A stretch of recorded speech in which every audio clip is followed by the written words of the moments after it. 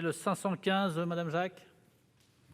Monsieur le président, mesdames, monsieur le ministre, chers collègues, cet amendement vise à étendre à Saint-Barthélemy les règles de prescription acquisitive introduites par la loi n° 2017-256 du 28 février 2017 de programmation relative à l'égalité réelle outre-mer, qui ramène à 10 ans le délai de contestation des actes de notoriété acquisitive publiés avant le 31 décembre 2027.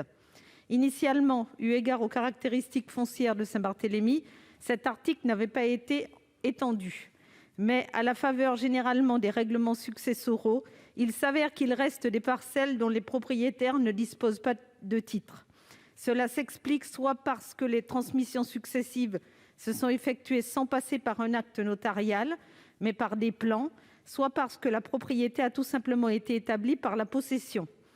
Par surcroît, l'extension de ces dispositions en matière de prescription acquisitive faciliterait l'application de la loi dite Letchimy, visant à faciliter dans les outre-mer la sortie de l'indivision. Je vous remercie.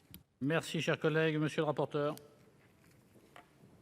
Oui, Monsieur le Président, dans la loi Égalité réelle outre-mer de 2017, nous avions institué dans plusieurs collectivités d'outre-mer un dispositif dérogatoire visant à faciliter la sortie du désordre foncier.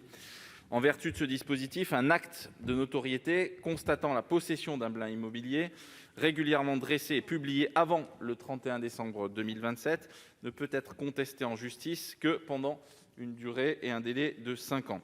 Cela permet, le cas échéant, aux possesseurs de faire jouer les règles de prescription acquisitive de droit commun prévues par le code civil. Cet amendement vise à étendre ce dispositif à Saint-Barthélemy.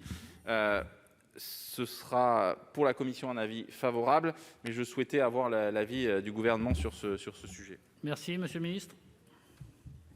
Oui, Monsieur le Président, je tiens vraiment à saluer l'amendement de la sénatrice Jacques qui se fait le relais de préoccupations de son territoire.